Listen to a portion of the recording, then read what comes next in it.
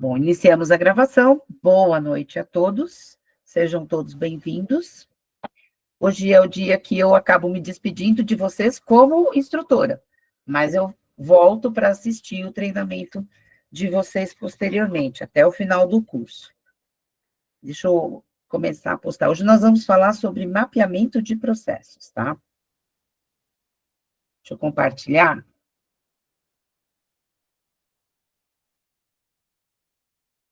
Está no modo apresentação.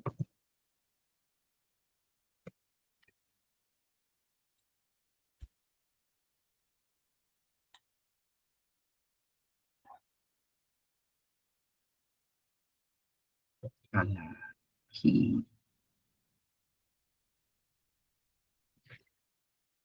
Perfeito. Estão todos vendo, visualizando? Sim. Ok. Bom, pessoal, hoje a gente vai falar sobre mapeamento de processos, né? O objetivo da aula de hoje é a gente apresentar esse tema de mapeamento. O trabalho de mapeamento de processos, ele é amplo, ele é extenso, mas ele é uma rotina que a gente acaba usando, depois eu vou citando, né, quais são as áreas que acabam usando o mapeamento de processo, não é só a auditoria interna que faz, que usa essa ferramenta, que usa essa metodologia, mas a gente vai dar uma olhadinha para a gente entender como é que, qual é a origem, quais são os fundamentos, como é que a gente usa dentro do trabalho de auditoria, para que vocês possam ter uma noção. A gente acaba fazendo mapeamento de processo de forma até intuitiva, quando a gente faz uma auditoria. E, às vezes, nem usa muito o nome técnico, mas faz parte dos levantamentos que a gente faz para realizar uma auditoria interna. A gente vai ver fundamento, ferramentas, coleta e análise de dados, desenho e modelagem dos processos, melhoria e otimização desses processos. Lembrando que quando a gente fala tanto de ferramentas quanto coleta e análise de dados, o objetivo aqui não é trazer nenhuma tecnologia que possa ser utilizada. Se vocês até tiverem indicação, sugestão, quiserem compartilhar com o pessoal aqui, eu deixo livre, vocês podem dar sugestões, qual que é a ferramenta, o software que vocês gostam de usar, aplicativo. Eu não trouxe nenhum, nem para favorecer e nem para desfavorecer ninguém, né? Eu vou trazer o nome das ferramentas, o nome das metodologias, mas eu não vou entrar na parte qualitativa, mas eu acho que a gente poderia até trocar essas informações entre nós, porque para quem está interessado, para quem usa, para quem quer melhorar a ferramenta que já tem, é legal ter esse conhecimento, saber como é que a gente acaba usando isso. Vamos lá, qual que é o objetivo do mapeamento de processos, né? A gente usa mapeamento de processos, primeiro, para conhecer os processos da organização, para identificar quais são as atividades vitais para o nosso negócio e para aumentar a produtividade, sempre buscando mais resultado, usando menos recurso. O objetivo principal do mapeamento de processo é criar valor agregado para a organização através do nosso trabalho, usando uma ferramenta que permite organizar as informações de uma forma legal. Essa imagem que está aqui do lado, ela tem 3 profissionais, 3 pessoas usando uma figura de um fluxograma de processo. Então, tem as caixinhas, a gente tem um critério para usar as caixinhas, não é de qualquer jeito, cada uma tem um significado, mas não impede que as pessoas desenvolvam metodologias pessoais, híbridas, com mais de uma metodologia, mais de um jeito de trabalhar, para poder otimizar e agregar valor da melhor forma possível. Hoje eu estava discutindo com alguns colegas sobre as novas normas, né, de auditoria interna, eu estou participando de um treinamento, e a gente estava falando exatamente isso, né, e um dos profissionais lá, um dos auditores, ele até comentou, que ele falou que a melhor metodologia é aquela que serve para a gente, né? E, na verdade, é isso mesmo, aquela que melhor se adapta ao nosso jeito de trabalhar, seguindo e atingindo os objetivos para o qual a gente usa essa metodologia, ela realmente é a nossa melhor metodologia. Quem de vocês usa mapeamento de processo no dia a dia do trabalho, na rotina de vocês?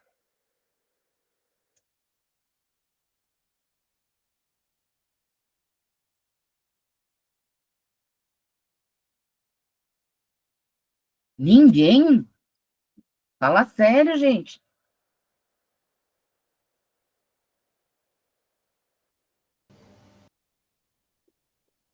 Aqui a gente utiliza na Real Grandeza. Usa, né? Sim, sim. Só o pessoal da Real Grandeza? Atualmente eu estou autônoma, mas na última empresa em que eu estava, era a Offerwise, tinha um grande mapeamento de processo. Mas, né, lógico, a gente poderia ter melhorado, inclusive. Não, mas tudo pode ser melhorado, né? É.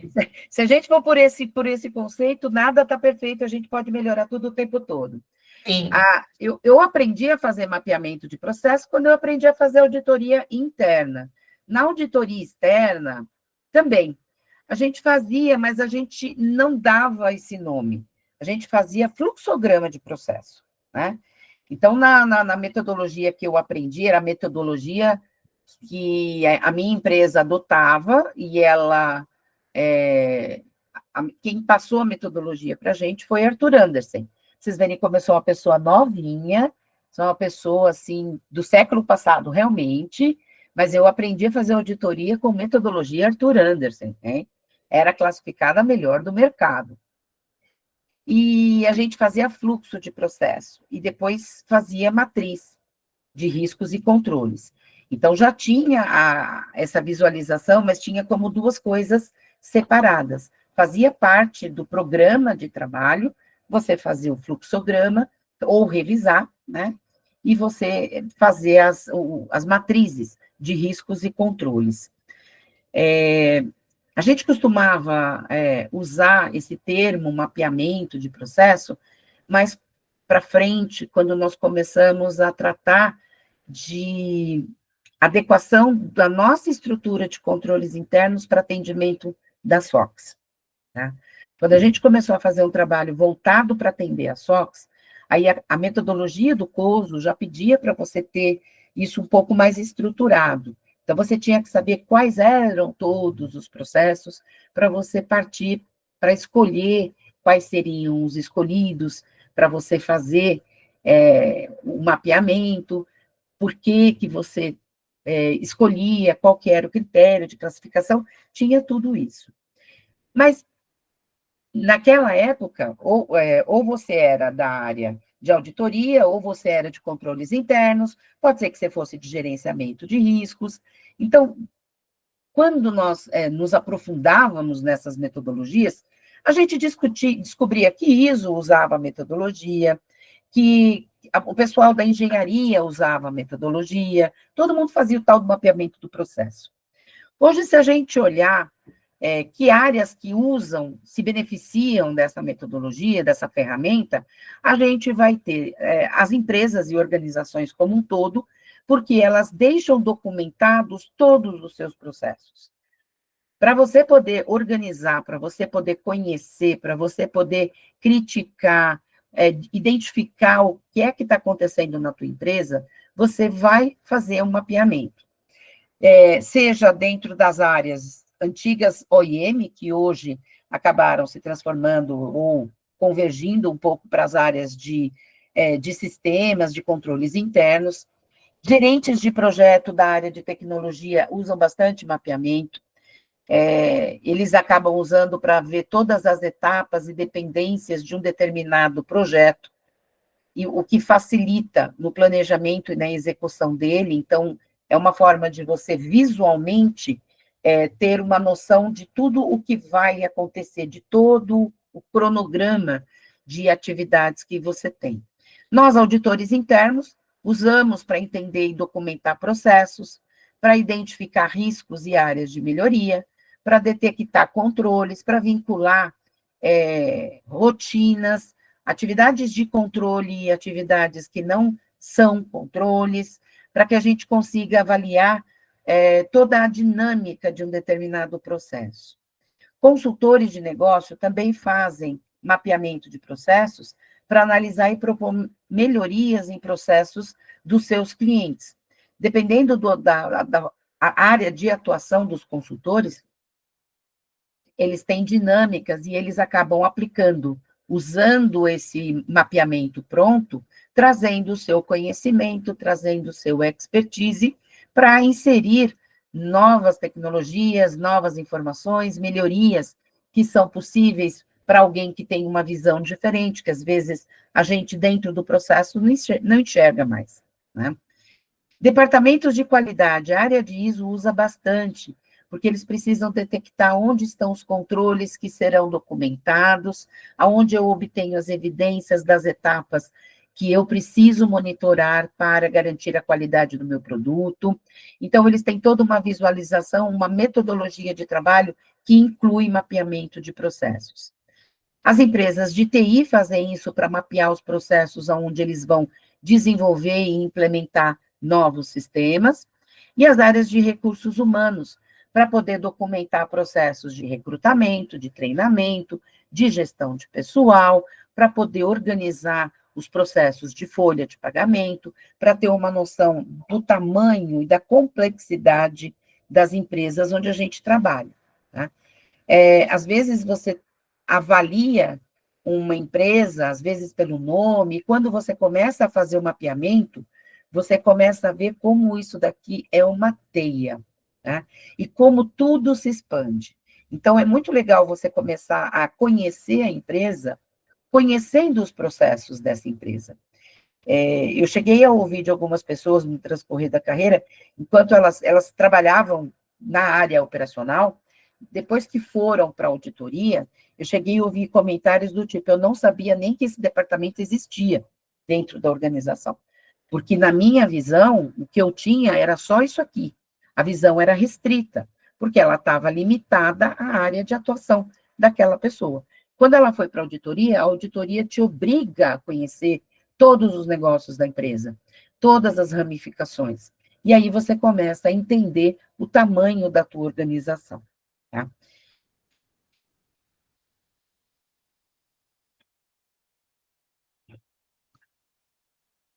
Tá? Aqui. As etapas principais que a gente tem para um mapeamento de processo. Normalmente, eu tirei esse gráfico, ele está no material desse autor, Frank Piso, que é um livro que trata de mapeamento de controles internos para a SOX.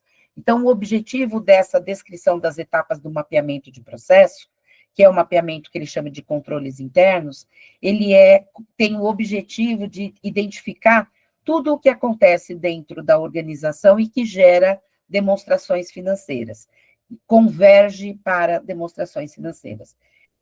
A gente já conversou sobre a SOX, e aqui também, eu acho que vocês já tiveram comigo e acho que com o professor Edmar, a gente já falou um pouco sobre a SOX, mas o objetivo da SOX é garantir a qualidade e a confiabilidade nos documentos, nos números das demonstrações financeiras que são publicados, tá? Basicamente, ele representa a mesma metodologia que a gente usa em qualquer um dos processos. É que aqui ele traz de uma forma mais ampla. Vamos ver quais seriam essas etapas. Primeira etapa é a etapa de definir os processos. Qual o critério que eu uso para definir processo?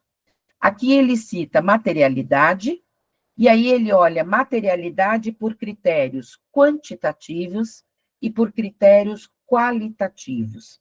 Como é que vocês percebem essa escolha de materialidade considerando os dois critérios? Deixa eu ouvir um pouquinho vocês para saber como é que vocês entendem que seria essa materialidade. Por critérios quantitativos e por critérios qualitativos.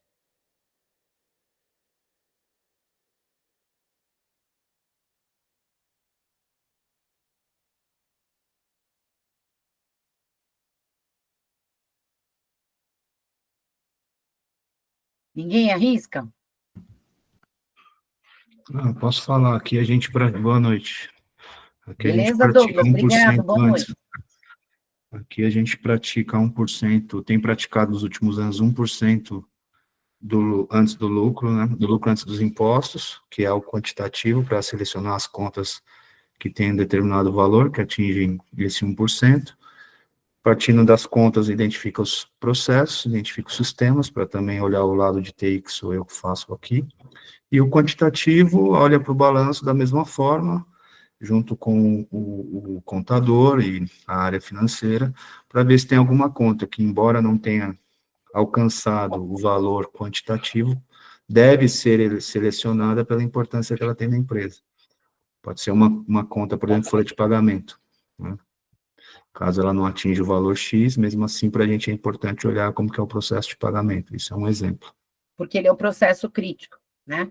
Então, a gente faz a avaliação em cima de critérios quantitativos, nesse caso aqui, a gente está falando sobre demonstrações financeiras, mas se eu estiver falando sobre processos organizacionais, independente da geração dos números contábeis, eu posso estar escolhendo quantitativamente aqueles que geram receita, aqueles que têm orçamento superior a tanto, eu posso usar, ao invés da conta de receita, eu posso olhar o oposto, eu posso olhar a conta, os gastos que alguns departamentos têm, quantos processos a gente tem que estão envolvidos. Eu posso definir quais são os principais processos da organização e esses obrigatoriamente vão entrar. Então, eu vou definir se vender, financeiro, receber, são processos que são importantes para mim. Eu tenho uma empresa voltada à área de comércio, estoques é importantíssimo. Então, o processo que envolve as contas de estoque serão elencadas. Então, a gente vai fazer a definição de quais processos serão observados em função disso. Então, a gente tem critérios que são qualitativos, quanto que eu represento, e aí, no caso, o Douglas citou, eu escolho um percentual das contas contábeis, tudo que tiver acima ou abaixo disso eu vou trabalhar. Esse é um dos critérios que a auditoria externa também usa para fazer, para definir qual seria a materialidade, né, para efeito de seleção de contas para serem analisadas. A gente pode usar conceitos paralelos para poder escolher processos.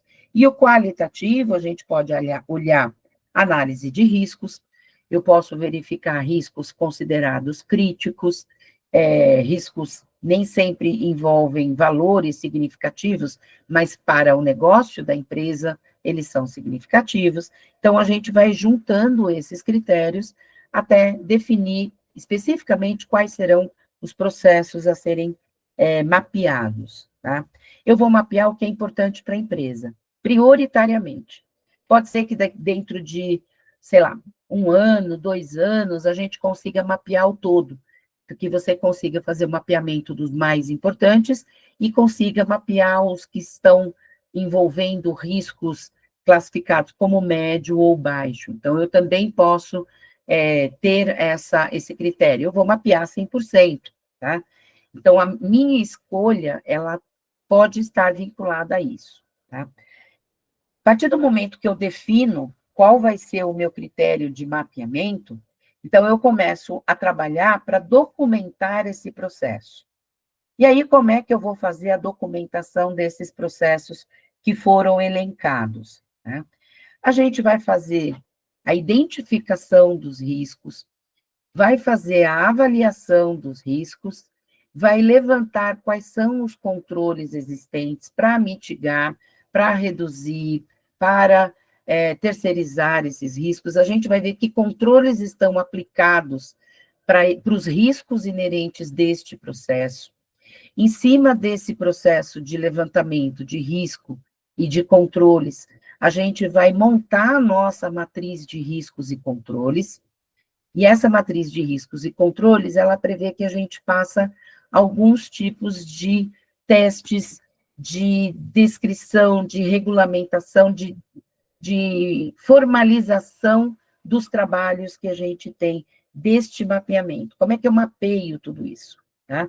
Os testes de walkthrough, que a gente já conversou aqui, que são os testes de você pegar um processo e fazer ele de cabo a rabo, você refazer um processo, uma operação para identificar como é que ela efetivamente aconteceu, é um teste que a gente usa para validar os nossos levantamentos de risco, né?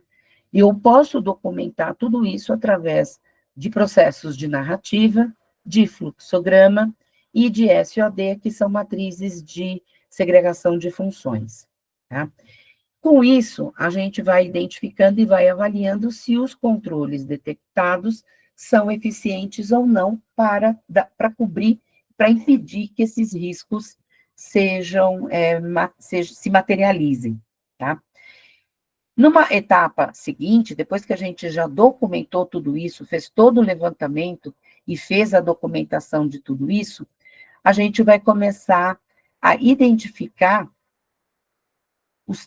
a testar, né, efetivamente, a gente vai identificar quais são os controles que nós vamos testar, e nós vamos começar a fazer vários testes de efetividade em cima desses controles. Em cima dos testes, a gente vai selecionar os controles, vai definir o plano de teste, vai selecionar a amostra para isso, e vai executar o teste, registrando todo o teste num papel de trabalho, tá?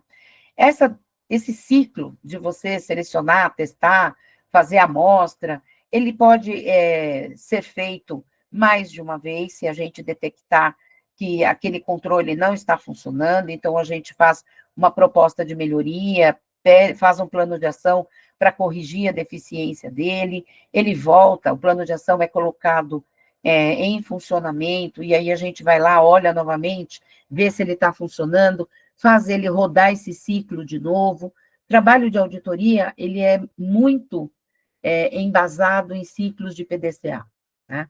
A gente trabalha muito com essa questão de testar, ver os problemas, propor melhorias, fazer planos de ação, esperar implantar, testar novamente, ver se está funcionando. A gente roda constantemente esse ciclo de PDCA, né?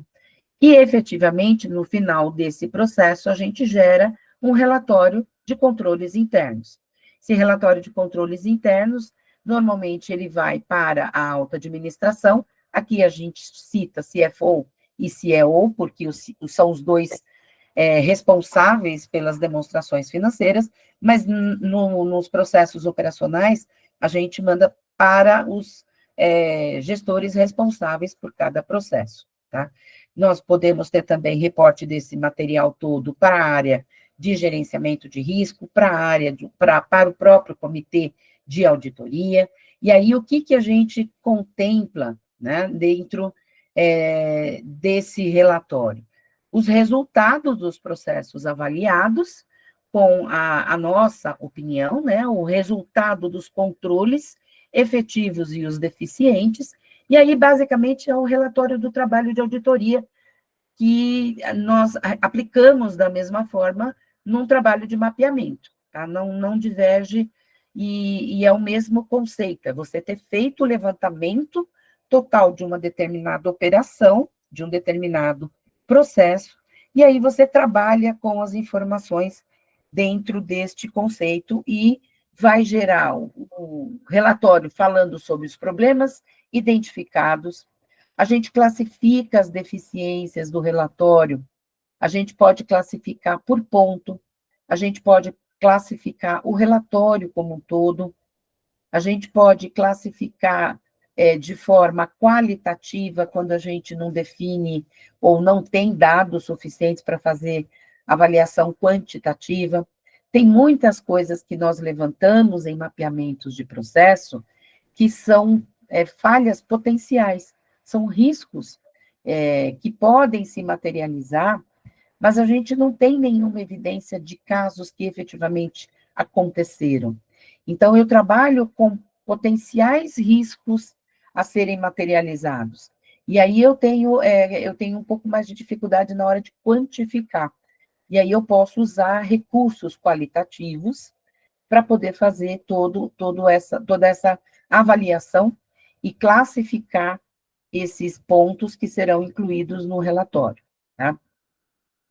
Se a gente fizer classificação por ponto, por observação levantada na auditoria, por deficiência detectada pela auditoria, a gente pode depois criar uma métrica onde eu uso parâmetros de cálculos médios para poder até fazer alguma coisa um pouco mais elaborada, mais estatística, para mim dizer se o relatório como um todo ele está adequado, ou se ele precisa de melhoria, ou se o relatório sugere que a gente precisa melhorar consistentemente o sistema de controles internos. Eu posso criar graduações para classificar o relatório em função da classificação dos pontos, tá?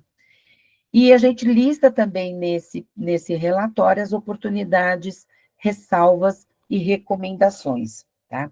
Oportunidades de melhoria, normalmente são pontos que a gente levanta que não vão ter um impacto significativo na operação.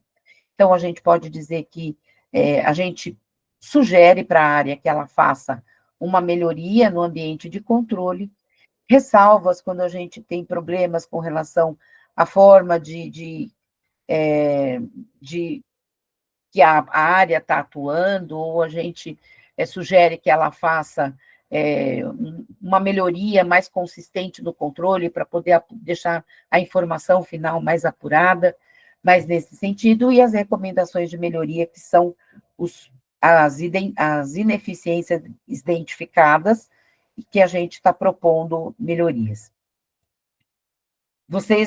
Eu acho que vocês têm a ideia, eu acho que de fazer mais para frente, sair de olhar relatórios, né? Mas, de qualquer forma, os relatórios, eles podem conter essas oportunidades de melhoria ou não. A empresa pode optar, tá? Dúvidas com relação a essas etapas principais aqui que a gente tem?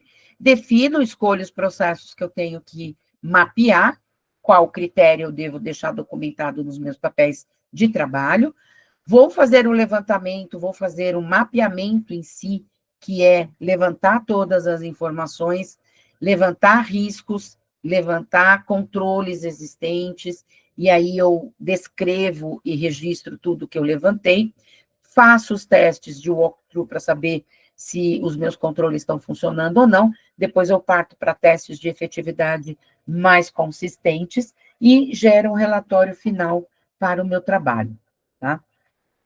Tudo bem até aqui, pessoal? Legal. Se alguém tiver algum complemento, quiser trazer uma visão diferente de como trabalha na sua organização, de como faz na sua organização, é só se manifestar e complementar com a gente, tá?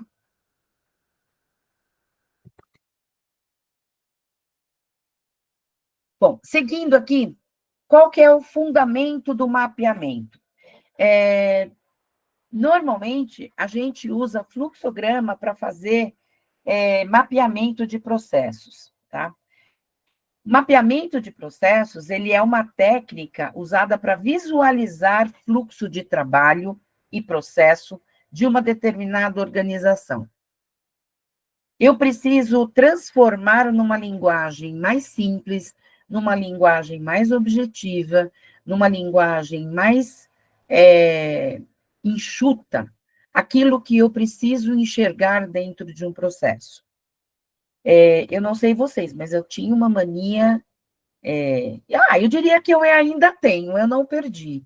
Eu adoro escrever, então, quando eu faço um levantamento, a primeira coisa que eu faço é sentar junto com as pessoas e conversar muito, fazer muitas perguntas abertas, para que a pessoa conte o dia a dia dela, fale como é que ela faz, como é que ela trabalha.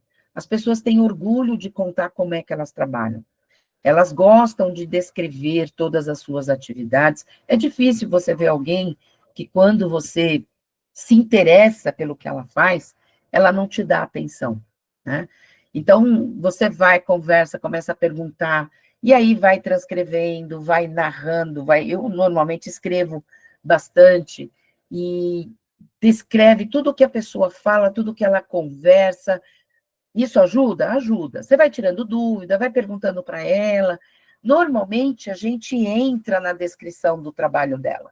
Quando a pessoa faz a sua função com amor, com gosto, com dedicação, ela dá as informações para você, e assim, você embarca junto com ela no processo. Você consegue visualizar ela trabalhando.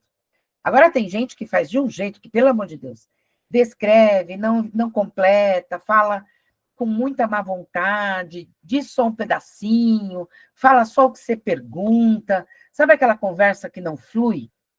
Aí, queridos, vai a qualidade do auditor conseguir conversar com a pessoa, fazer ela conversar mais, falar mais, descrever mais, em realmente criar empatia com essa pessoa que se mostra tão arredia e obter dela mais informações. Por quê? Porque senão, na hora que você for escrever esse mapeamento, vai estar cheio de buraco.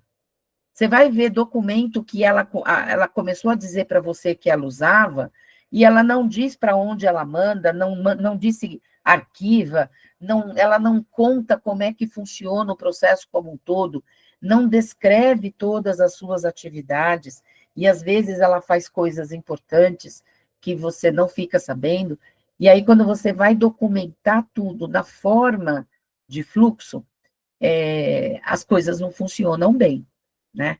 E aí você começa a perceber que você vai ter que voltar naquela pessoa, conversar com ela tudo de novo até você obter as informações.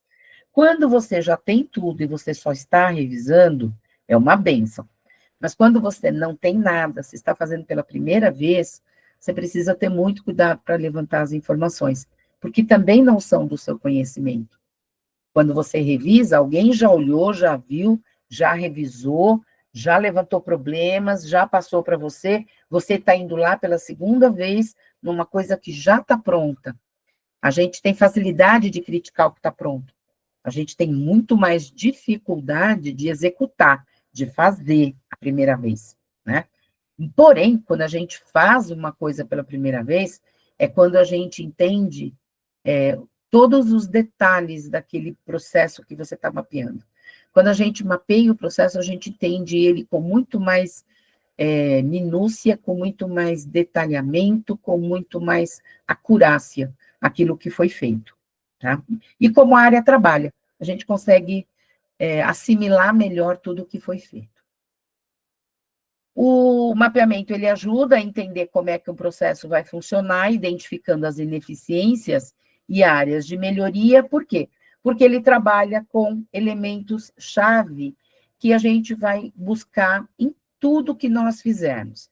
A gente tem que olhar todas as entradas, isso aqui a gente pode ver também fluxos de sistema. Fluxo de sistema também tem muito disso. Tem entrada de dados, processamento de informações, saída de informações. Não é assim que funciona todo fluxo de sistemas? É assim que a gente vai trabalhar aqui também. Entrada de informações, alguém recebe o input de informações, existem atividades executadas em cima dessas informações recebidas, eu tenho regras definidas em procedimentos, eu tenho uma parte do processo que eu devo executar para poder dar continuidade naquela operação, então eu vou ter uma atividade aqui no meio e eu vou dar inputs para outras áreas. Eu vou gerar outputs na minha área e vou gerar informações que serão transmitidas ou tratadas nas áreas seguintes. Esse é um dos motivos pelos quais a gente consegue enxergar a inter-relação entre processos, em que a gente consegue enxergar a interferência que qualquer atividade que nós temos interferem e afetam as demais áreas, porque a gente sabe de onde vêm as informações, como ela é processada e sai como ela sai, para onde ela vai. E aí a gente consegue ter essa visualização sobre as consequências de qualquer mudança que acontecer dentro desse processo. É assim que a gente desenvolve a nossa visão sistêmica. Todo mundo fala da visão sistêmica, né? A gente aprende visão sistêmica na raça mesmo. Você vai conhecer o processo para entender quais são os impactos que o teu processo impacta nos demais. Como é que ele interfere na atividade das outras pessoas, tá? E a gente vai olhar também dentro desse microcosmo quais são os recursos existentes para se fazer, para se cumprir com as obrigações, para se fazer as atividades, para se realizar as atividades, e quem são os responsáveis por essas atividades. Isso é muito importante, saber quais os recursos, sejam recursos humanos, recursos de tecnologia, recursos externos, tudo que a gente precisa para executar as nossas atividades, e as pessoas que são envolvidas em cada uma dessas atividades.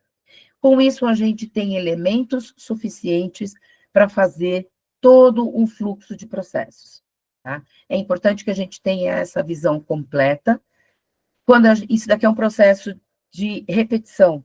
Você vai fazer uma vez, duas, três, depois, quando você percebe, você já está mais ágil na hora de obter os dados, você já sabe quais as melhores perguntas para você fazer. Esse é um teste maravilhoso para você dar para um trainee fazer, para ele conhecer a empresa, como a empresa funciona. Dar para uma pessoa inexperiente, ou para alguém que está migrando para uma outra área, ler, conhecer o processo, fazer revisão do processo, escrever novos processos, para que essa pessoa tenha condição de criticar aquilo que ela está avaliando, tá? A gente tem o hábito de usar essa fase. Eu lembro que eu fazia muito disso na fase, quando eu trabalhava em auditoria independente, as visitas de ínterim, elas eram todas feitas com base nisso. Então, falar de mapeamento de processo não é coisa de agora. Lembra que eu já falei para vocês que eu tenho mais de 30 anos trabalhando em auditoria, né? Comecei na turma da Deloitte de 88. Então, tem bastante chão pela frente aqui. E a gente fazia realmente levantamentos de processo, fazia mapeamento, fluxo, nós brincamos sobre a régua de fluxograma, não existia sistema para nós, era papel mesmo, a gente fazia mapeamento, escrevia, e era uma ferramenta muito boa para que a gente pudesse conhecer a empresa. Benefícios do mapeamento de processo, quando a gente está falando dessa técnica de levantamentos. Primeiro, melhora a transparência. É uma forma muito boa da gente conseguir visualizar tudo o que acontece, enxergar pontos que estão obscuros, e por isso a gente usa o termo transparência. Quando a pessoa com quem você faz o levantamento é um profissional turrão, do tipo, eu só respondo o que me perguntam, você volta, depois que você preparou esse mapeamento, fez lá o seu fluxograma, você volta para a área com muitas dúvidas. E aí você vai começar a fazer as perguntas certas e a pessoa vai te dando as respostas certas. E você vai encaixando naquele fluxo. E é engraçado como a gente consegue visualizar gaps, consegue enxergar que tem coisa ali que não está certa. Tem coisa que o cara parou o processo na metade, ele fala que ele mandou a informação para o jurídico e para a área de contabilidade. E o jurídico fez o quê com aquilo? Para que o jurídico precisa daquela informação? Você pode até perguntar para o jurídico, mas pergunta para essa pessoa se ela sabe para que ela manda para o jurídico. Um exemplo clássico não tenho a mínima ideia, eu mando porque sempre foi assim, me disseram que era para mandar, e eu mando toda vez. Agora, o que ele faz com isso, eu não sei. Agora, a contabilidade, eu sei que ele vai registrar o processo. Então, a contabilidade vai pegar esse documento, vai olhar, vai ver o valor, vai ver quais as contas contábeis, vai conferir para ver se os cálculos fiscais estão corretos e vai fazer o registro desse documento, tá? Agora, o jurídico, eu não tenho a mínima ideia. E aí você começa a perceber, não, tem alguma coisa aqui errada. Num momentinho que você tem, tá? Vai lá no jurídico e pergunta. A pessoa pode virar para você e responder, eu não faço nada com isso. O cara manda para cá, eu não sei o que eu tenho que fazer. Então, eu deixo arquivado e eu mantenho em arquivo. Pode ser que um dia alguém venha me pedir esse documento, eu tenho ele aqui. Isso quando a gente trabalhava com documento físico era muito comum. Você fazia documento em várias vias e mandava esses documentos em várias vias para outras pessoas. Hoje, a gente pode até substituir um documento feito em várias vias em planilhas de Excel, por exemplo. Tá? Eu gero uma planilha de Excel na minha área e eu mando para 4 departamentos. Eu estou digitalizando tudo, eu já nem estou usando o documento físico, olha que chique, né? O problema é que você não sabe o que vão fazer com aquelas informações, tá? Então, é preciso conhecer, enquanto o profissional que está fazendo o levantamento, identificar todos esses pontos. Todo mundo recebe a informação por algum motivo. Se ela não tem o que fazer com a informação, ela não precisa receber. Informação adicional enviada para áreas que não têm uso para essa informação, é informação que fica voando. Informação voando pode ser mal usada. Então, se não tem motivo, não tem uso, não tem justificativa, ponto de melhoria, para de enviar para essa área. Tá? Você não identificou nada de errado, só que você está gerando trabalho no processo que você está mapeando, tem uma atividade a mais, tem uma via a mais, tem uma pessoa a mais para quem você está enviando, e a pessoa não faz uso daquilo. Tá? Então, esse é um exemplo de ponto que a gente acaba identificando, de gap no fluxograma que a gente acaba detectando e identificando. Tá? Você consegue identificar visualmente onde é que estão gargalos e quais são as responsabilidades dentro desse processo. Quando você vê que tudo converge para uma única área, você pode ter certeza que essa área tem gargalo. Você pode ter certeza que ela está atuando, ou ela está apagando incêndio, ou ela está definindo prioridade para trabalhar, porque ela normalmente não dá conta de fazer tudo. Se você tem muita gente convergindo tudo para uma única área, fica atento, tá? Isso costuma acontecer quando, por exemplo, você manda documentação, manda arquivo, ou um fluxo de processo, ele acaba afunilando. Costuma acontecer bastante com a contabilidade. Tudo vai para a contabilidade. Tá? Tudo vai para o financeiro, também é outra área, né? Onde você manda tudo para lá. Espera um minutinho, gente, que a minha bateria está fraquinha. Espera aí.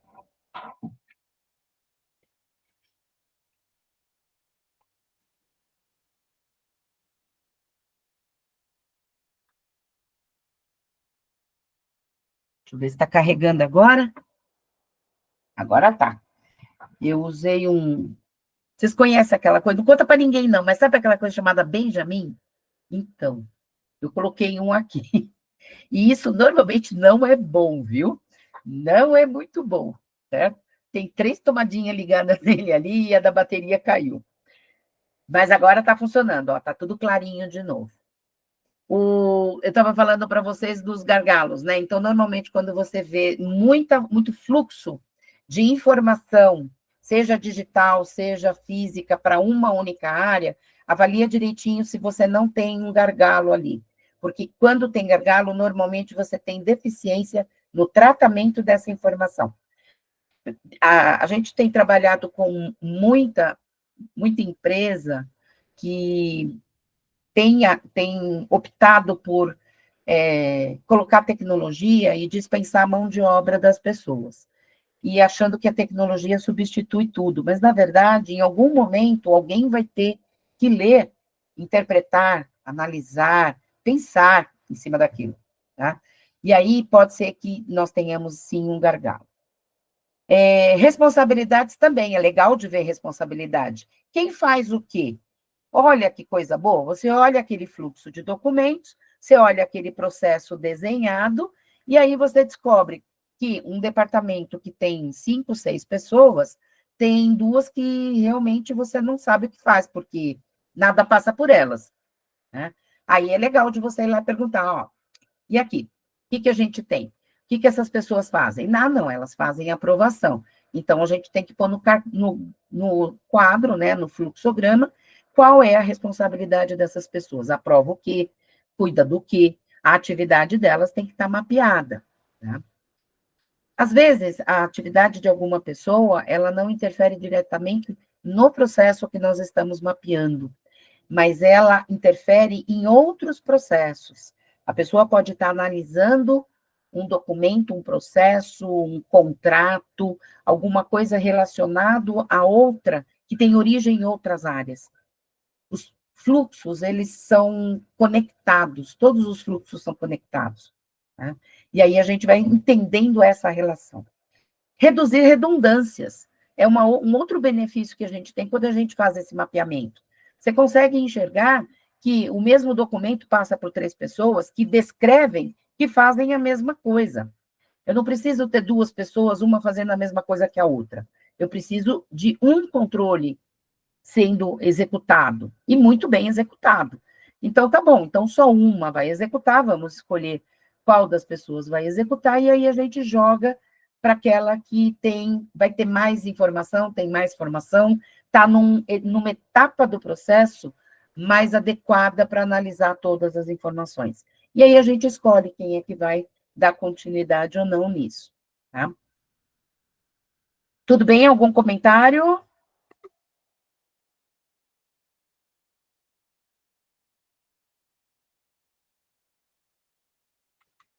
Ok.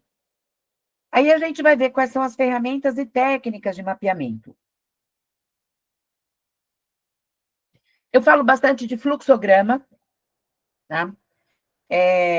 Eu aprendi a fazer mapeamento com fluxograma, eu aprendi a fazer mapeamento escrito, tá? Mas hoje a gente também tem muito mapeamento em software, tem muita ferramenta no mercado que permite criar estes fluxogramas, fazer essas análises, fazer os links, definir pontos aonde você identifica exatamente aonde estão os riscos. Então, eu estou lá fazendo mapeamento do financeiro. Tem vários pontos no financeiro que eu tenho riscos. E aí eu consigo ir lá e plotar nestas ferramentas caixinhas, alertas, referências dos riscos. Então, eu tenho até legendas onde eu posso descrever que tipo de risco está sendo mapeado. E se eu uso adequadamente as ferramentas e elas são bem interativas, eu posso estar vinculando essas ferramentas depois com a minha matriz de risco. Então, todos os pontos da minha ferramenta que tem o risco de desvio ou de pagamentos indevidos, né? Riscos de pagamentos em duplicidade, riscos de pagamentos indevidos, sei lá, estou usando um nome aqui aleatório. E eu posso depois plotar estes riscos, chamar, classificar e elencar todos eles, levando para a minha matriz de riscos e controles todos os pontos do mapeamento da empresa ou todos os pontos de mapeamento do processo financeiro, aonde eu posso ter esse risco se materializando. E aí eu consigo analisar tudo isso de uma forma mais compacta. É muito mais produtivo eu analisar o risco olhando todas as brechas que eu detectei no mapa. Então, eu vou lá e olho, não, aqui eu tenho, nesse mapeamento, 5 pontos onde eu posso ter ou startar um pagamento em duplicidade, tá? E aí, esse pagamento em duplicidade, ele vai ser identificado aonde? Por quem? Porque eu descobri que aqui eu tenho um risco. Ele pode se materializar aqui. Se ele se materializa, quem é que pega? Quem vê? Quem identifica? Aonde está o controle que vai me possibilitar impedir que esse risco se materialize? E aí eu vou fazendo esse jogo de gato e rato, né? Eu vou identificando onde é que estão os riscos, depois eu vou buscando onde é que estão os controles, e eu vou tentando analisar todas as operações para que eu possa fazer isso de uma forma mais organizada, tá? Não tenho software de mapeamento? Sorry, Você vai ter mais trabalho, mas dá para fazer. Dá para fazer fluxograma, sim, só que vai tomar mais tempo, tá? Tem uma coisa que a gente vai aprendendo, que quando as organizações não investem nas ferramentas das suas áreas de auditoria, menos elas podem esperar de retorno destas áreas, porque as áreas acabam ficando, elas perdem o seu dinamismo, elas não conseguem dar o retorno que a empresa quer. E hoje em dia a gente está com uma demanda muito grande de resposta rápida. Ninguém quer ficar esperando 2, 3 meses para saber o resultado de mapeamento de um processo. Então, tudo bem, tem ferramenta gratuita no mercado, tá? Dá para buscar? Dá. Dá para a gente trabalhar com essas informações? Dá. É mais precário, não tem todos os recursos? Não, mas dá para fazer, tem licenças gratuitas. Mas pelo menos quando eu levantei a primeira vez, não tem nada que seja caro demais. Alguém aqui, bom, vocês não disseram que fazem ou que usam mapeamento, mas quando faziam, usavam ferramenta, tecnologia para isso, ou usavam a tecnologia da Idade da Pedra, né, que é papel e caneta. Caneta não, lápis.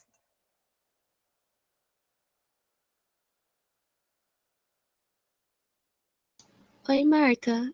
Boa noite. Oi, Sara. Na empresa que eu trabalho atualmente, a gente está usando o Visio da Microsoft. Ele é bem simplesinho, mas eu acho ele que atende às nossas necessidades. Eu já ouvi falar desse vídeo várias vezes. Vocês têm a versão paga, porque eu acho que ele tem as duas versões.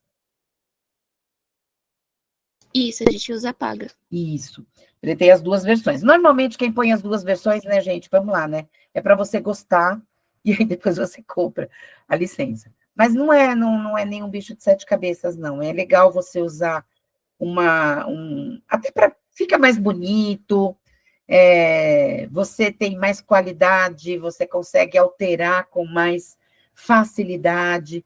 Nada pior do que você revisar trabalho no ano seguinte, ter que fazer alteração e ter que mexer em toda a documentação. Então, a ferramenta tem que te permitir essa manutenção fácil, tá?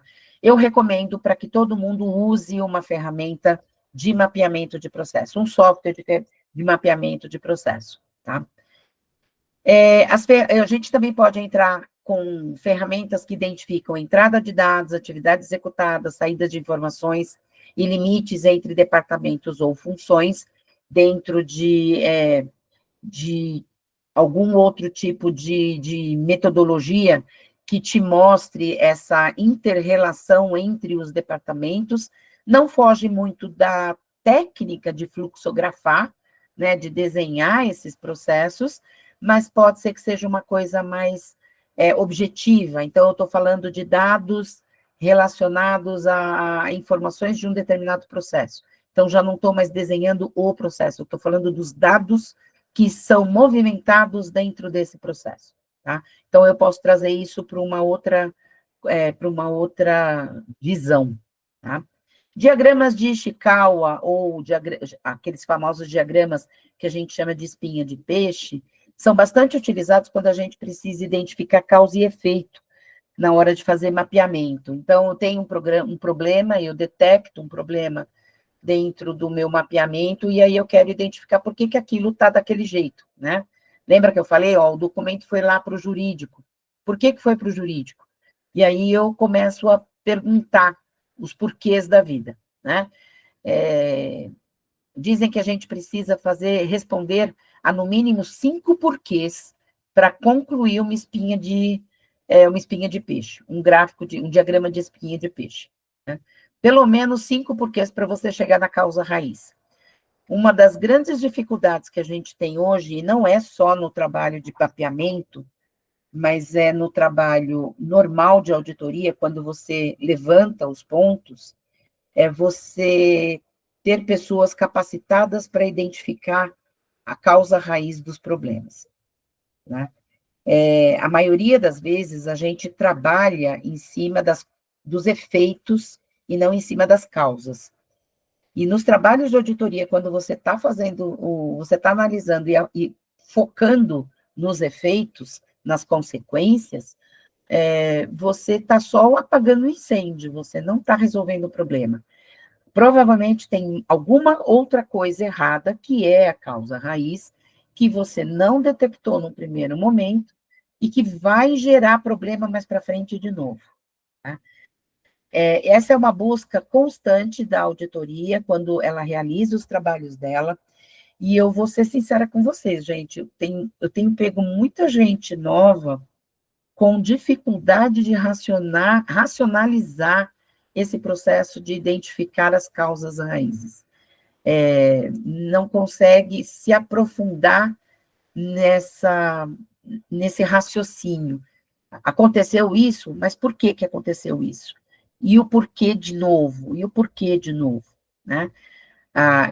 Às vezes, até por estar correndo para concluir o trabalho, uma questão de prazo, tá desesperado, já tem que levantar o ponto, já tem que apresentar, e aí se sente muito pressionado e não se aprofunda nos pontos. Né? Essa tem sido uma reclamação que eu ouço bastante de auditores mais seniores dentro de equipes com relação ao seu pessoal, que a qualidade dos pontos ela está mais fraca. E eu lembro aqui, quando a gente comentou nas primeiras aulas, né, que foi o Orza que falou, né, que ele falou assim, olha, tem muito relatório de auditoria que está indo para a alta administração com pontos superficiais, com pontos que não são importantes, né, e às vezes a gente descarta o ponto porque ele não é importante, mas a área não foi atrás de ver a causa raiz, e o problema não está naquela irregularidade, que é quase um problema de melhoria. A causa raiz é que é o grande problema e a gente não chega nela, tá? Então, é importante usar, quando a gente tem oportunidade, mesmo que você não use o diagrama de Chicago ali bonitinho, mas que você faça a busca da causa raiz, que você faça, no mínimo, a pergunta dos 5 porquês. Né? Uma outra ferramenta que a gente usa para fazer o registro do mapeamento, né, é descrição narrativa. Mas descrição narrativa tem um problema. Tem gente como eu que gosta de escrever bastante, que acha que está escrevendo livros e best-sellers a cada trabalho. Para quem vai ler depois é um problema. Para achar as informações depois é um problema. Tá? Eu admito que eu faço isso, mas eu também admito que eu releio e reduzo depois. Depois eu vou lá e concentro todas as informações e enxugo todo o trabalho, porque senão ninguém aguenta ler. Fica muitos dados, tá? Então, a gente precisa organizar as informações para que a leitura seja objetiva e para que a gente consiga enxergar os pontos de forma adequada. Então, além de... Eu faço descrição narrativa, sim, e aí eu transcrevo para o formato de fluxograma. Eu gosto de trabalhar dessa forma, tá? Tem gente que já trabalha direto com fluxograma. Tem o software, faz o levantamento e já faz direto dentro do fluxograma. Para um profissional mais experiente, fica fácil de fazer. Para quem não é experiente, ou ele presta atenção na explicação da área, ou ele presta atenção no desenho do sistema. Se ele não conhece bem o software, ele pode se perder nas minúcias da caixinha que foi para cima, não foi para baixo, daquilo que não deu certo, e ele acaba prestando mais atenção no notebook do que na pessoa. O momento de levantamento de informações com as áreas é um momento sagrado. Dê toda a atenção do mundo para aquela pessoa. Lembra que auditor carrega em si a habilidade de ouvir, tá? E ouve e tem que ouvir. Portanto, tem que estar focado e prestando atenção. E as técnicas que a gente usa? Brainstorm com equipes, observação direta, entrevistas estruturadas. Brainstorm com equipes é muito legal de fazer. Quem já fez?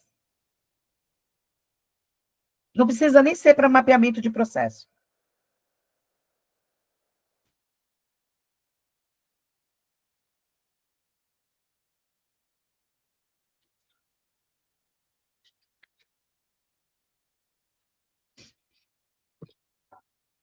Brainstorm é uma técnica que a gente usa bastante, principalmente quando faz Control Self-Assessment, tá? E você acaba usando para facilitar as reuniões de levantamento de informações, reuniões que podem ser de mapeamento de processos, e aí você traz para uma sala de reunião, pode ser online, pode ser presencial, preferencialmente presencial, no primeiro momento, mas você pode fazer isso online. Você traz pessoas de um mesmo processo. Então, vamos lá. Estou trabalhando no levantamento do financeiro.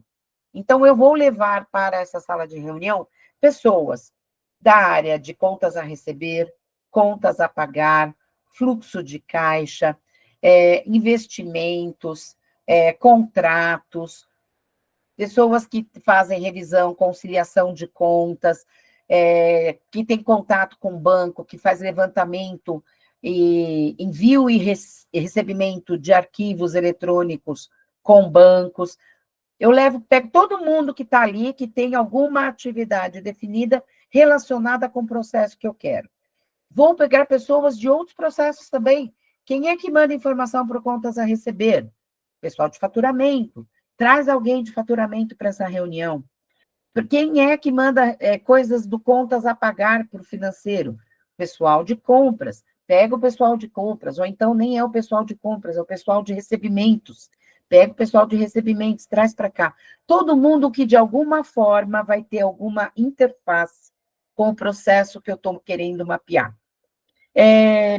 A gente chama isso de um workshop, né? Nesse workshop, onde a gente está trazendo todo mundo para conversar, a gente vai fazer uma reunião onde essas pessoas elas vão trazer as informações relacionadas àquele processo. Eu posso fazer um brainstorming pedindo soluções para uma ineficiência que eu detectei no processo. Então, vamos lá, gente, como é que a gente resolve isso? Todo mundo dá a sua opinião. Vai lá, conversa todo mundo. Eu posso usar essa mesma reunião para fazer mapeamento. Então, eu vou conversando com todo mundo que está naquela sala e eu vou fazer esse mapeamento, eu vou fazer esse levantamento, essa conversa com todo mundo ao mesmo tempo, e aí eu vou registrar tudo isso uma única vez. Sabe qual a vantagem disso? Se você tiver aquele cara que normalmente põe a culpa no outro por tudo que acontece, na hora que ele fizer isso, o outro vai reclamar, porque o outro está ali na reunião. Então, a roupa suja vai ser lavada ali. Então, você tem que estar preparada para a roupa suja, tá? Porque acaba acontecendo, tá? Essas técnicas que a gente acaba utilizando, eu gosto bastante dessa, de fazer brainstorming e fazer workshops. Observação direta é você sentar do lado da pessoa, olhar ela trabalhar, ver como é que ela está fazendo, acompanhar efetivamente para ver se aquele fluxo está funcionando, né? É como fazer um teste de walkthrough, ticando o mapeamento, para ver se tudo aquilo efetivamente aconteceu. E entrevistas estruturadas é quando eu vou conversar com estas mesmas pessoas que eu citei no meu exemplo, mas eu tenho todas as perguntas já definidas, o que eu vou perguntar para o cara do faturamento, o que é que eu vou perguntar para o cara que trabalha no contas a receber, o que é que eu vou perguntar para a pessoa que faz conciliação bancária. Então, eu já sei o que eu vou perguntar para cada um deles. Tá? Essa interação, esse preparo antes, me permite fazer um bom mapeamento de processos. Tá? Tudo bem?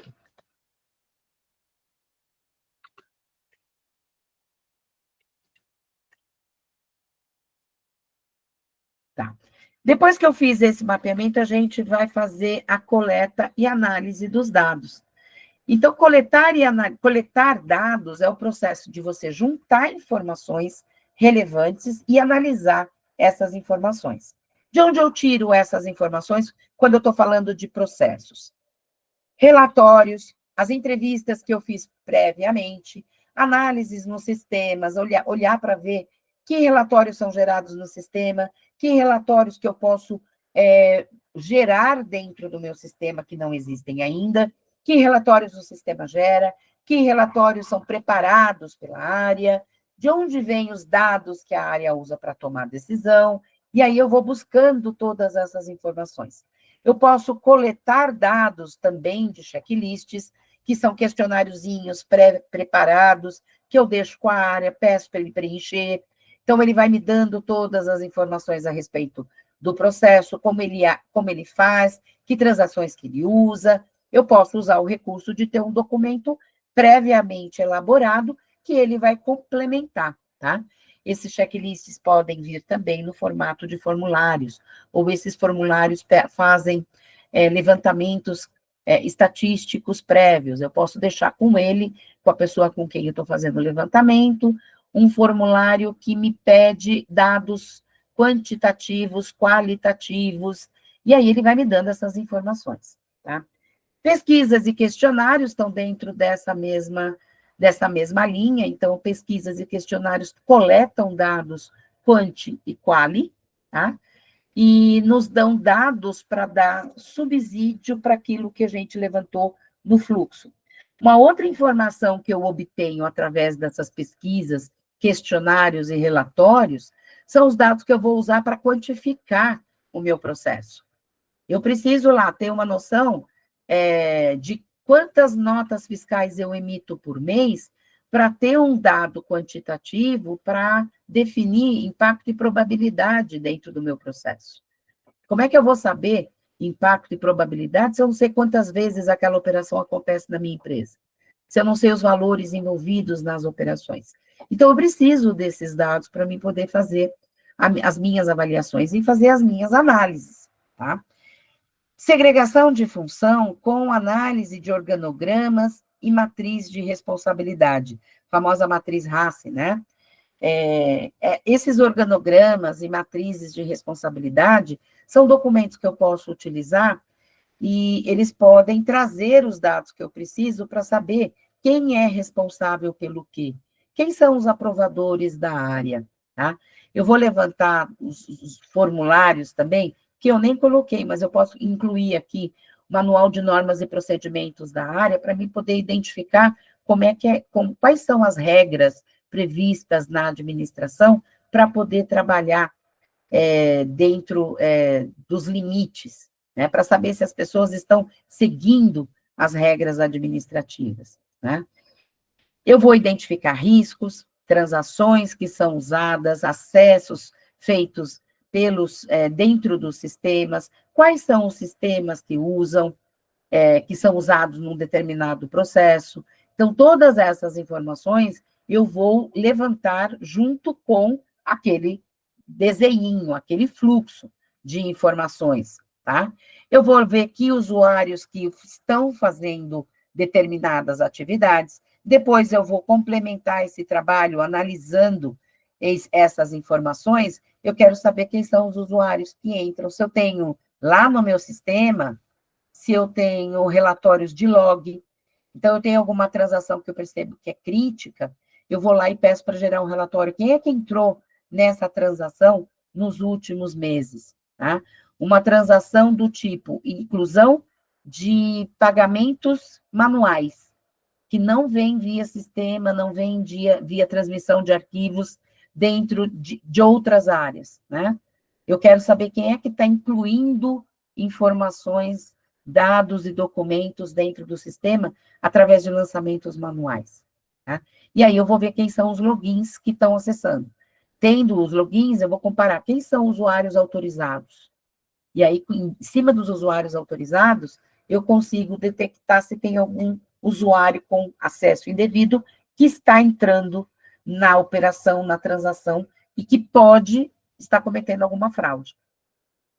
Aí eu tenho que aprofundar um pouquinho, eu tenho que levantar as operações feitas por esse usuário, tá? Mas com essa coleta de informações, eu consigo identificar, às vezes, novos riscos, às vezes, riscos que eu esqueci de plotar, que eu consigo visualizar melhor depois que eu tenho essas informações. Posteriormente, coletei todas as informações, saí caçando relatório de tudo quanto é lado, levei um monte de coisa para a área, alguém mandou um monte de relatório para o meu e-mail, eu vou começar a analisar esses dados. E aí, analisar esses dados envolve limpar a base de dados, tirar informações que eu não classifico como sendo necessárias nem importantes para a minha análise, eu tenho que garantir a integridade das informações que eu estou buscando, tá? É muito importante que eu tenha a noção de que aquele arquivo com o qual eu estou trabalhando, ele veio na íntegra do sistema de origem para aquele que eu estou usando, tá? E, normalmente, a gente baixa arquivos em Excel ou alguma outra ferramenta que seja mais acessível para a gente analisar dados, tá? Pode ser qualquer uma dessas outras mais novas que a gente tem no mercado. Mas é importante que a gente consiga enxergar essas informações, classificando, verificando, tem algumas verificações básicas, se as informações são sequenciais, são numerações sequenciais dos dados, eu preciso ter certeza se tem alguma falha nessa sequência numérica, eu tenho que saber se tem dados em branco, se tem campos em branco, como é que eu organizo essas informações, o que quer dizer cada campo, tá? Quando a gente baixa dados das áreas, não quando o relatório está pronto, mas quando a gente recebe uma base de dados, a gente precisa saber que tipo de informação foi registrada naquele campo, para que a gente não faça análises erradas, tá? Isso é importante a gente ter em mente. E aí eu posso modelar, organizar as informações, trazer elas na classificação que eu quero, eu posso pedir os valores mais altos, eu posso pedir os mais altos e os mais baixos, eu posso pedir a frequência, quantas vezes cada fornecedor é citado no relatório, organizar por fornecedor, para saber valores e quantidade de faturas que a gente paga para aqueles fornecedores por mês. Depende do tipo de análise, tá? Eu vou fazendo todas essas análises, normalmente no mapeamento de processos, para poder trazer estatísticas e trazer números quantitativos para o meu mapeamento, tá? Isso também permite que eu enxergue, que eu consiga identificar inconsistências e pontos de melhoria no trabalho também, e o uso de métricas de desempenho, porque quando eu tenho esse monte de informação, eu consigo definir parâmetros ou padrões acima dos quais eu posso classificar como sendo um evento de exceção. E aí eu posso criar métricas de desempenho ou relatórios de acompanhamento que vão me listar toda vez que eu tiver um dado que esteja fora desse padrão que eu identifiquei no processo, tá? Me dá ferramenta, me dá elemento para mim poder desenvolver relatórios de auditoria contínua. Mapeamento de processo é legal também por causa disso. Tudo bem?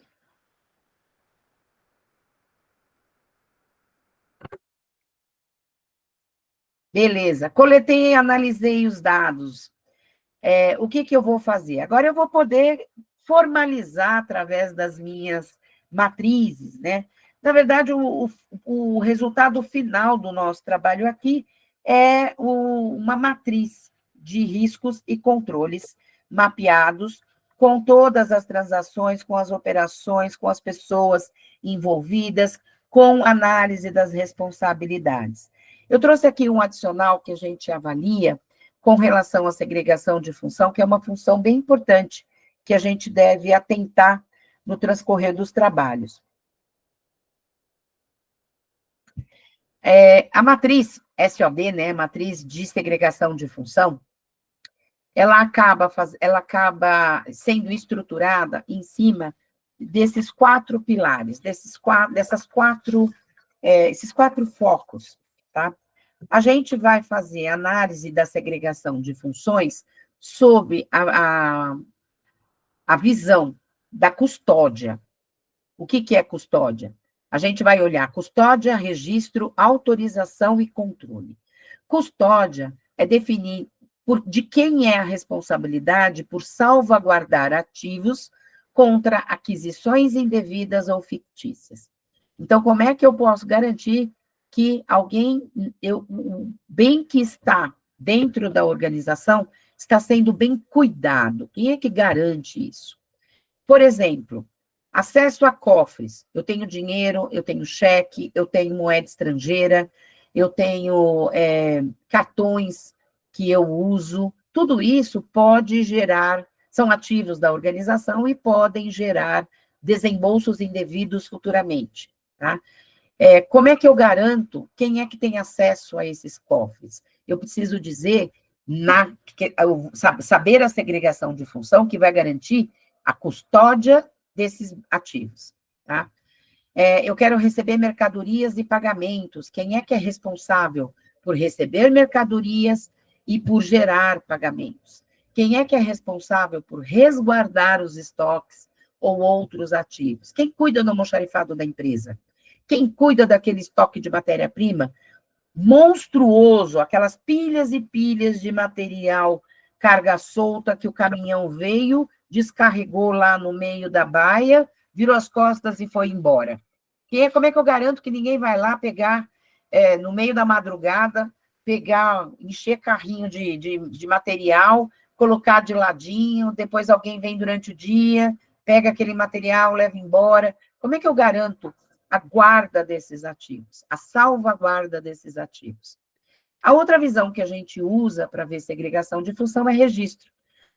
De quem é a responsabilidade por registrar e reportar as operações? Exemplo, recibos de backups e entrega de mercadorias ou serviços, protocolos e comprovantes de pagamento, resultados de vendas, despesas, inventários. Quem registra tudo isso? É a mesma pessoa que cuidava lá do dinheiro que está dentro do cofre, dos dólares que estão guardados na empresa para dar para os funcionários fazerem viagem para o estrangeiro? É esse mesmo funcionário que faz contabilização das entradas, entradas, saídas de dinheiro, inventários mensais? Não dá. Então, eu preciso saber quem é responsável pelos registros. Idem para a responsabilidade por autorizações dentro da organização. Quem é responsável por ver que as operações estão em conformidade com a gestão, a alçada ou a delegação definida pela empresa? Quem é que aprova pagamentos? A pessoa que está aprovando pagamentos, ela tem uma alçada que foi definida para ela poder aprovar? Ou ela aprova qualquer valor? A gente vai aprovar pedidos de compra? Quem é que aprova pedido de compra? Existe mais de uma aprovação, ela é escalonada. Então, a autorização também precisa ser definida, e a gente olha a segregação de função também sob o viés da autorização. Quem é que está autorizado pela empresa a aprovar operações em nome da empresa, tá? E, por fim, controle. Quem é responsável por fazer os controles, a formalização dos controles que confirmam e evidenciam a autorização, a custódia e o registro? Quem é que é responsável por isso? Não podem ser as mesmas pessoas, tá? Quem executa a conciliação bancária não deve ser a mesma pessoa que cuida do dinheiro, que cuida do saldo bancário, que manda e recebe arquivos para o banco e do banco, né? Que é a mesma pessoa que vai lá e faz conciliação bancária. E esse, por exemplo, é uma discrepância que a gente vê bastante, né? Quem faz conciliação bancária é quem faz pagamento. Tá? Já está mais ou menos errado, né? Ela pode até fazer uma, mas o ideal é que a gente tenha alguém de fora do departamento fazendo isso.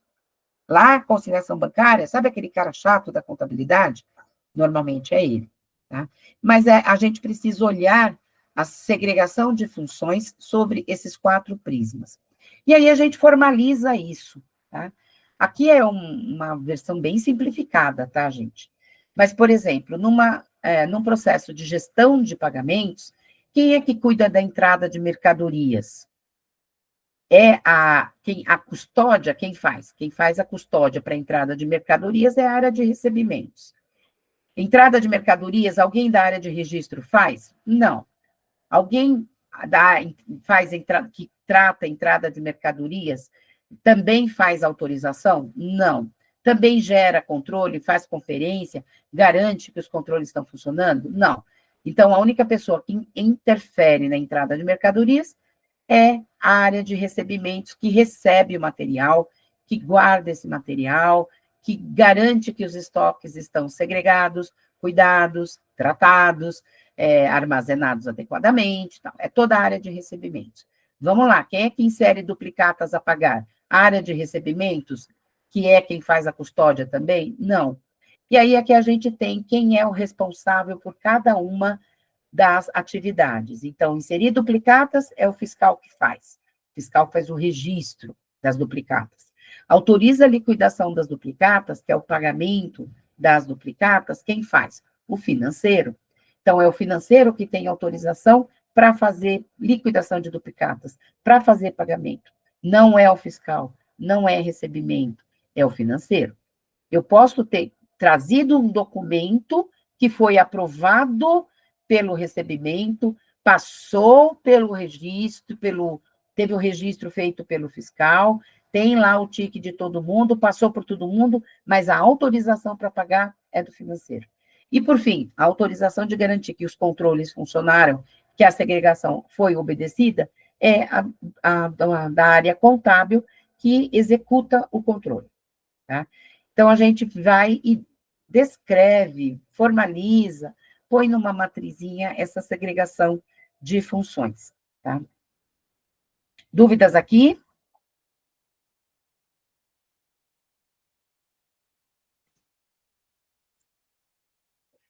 Tá. Aqui está didático e simplificado, tá? Por fim, a gente tem um desenho melhor dessa nossa matriz de segregação de função, essa SOD, tá?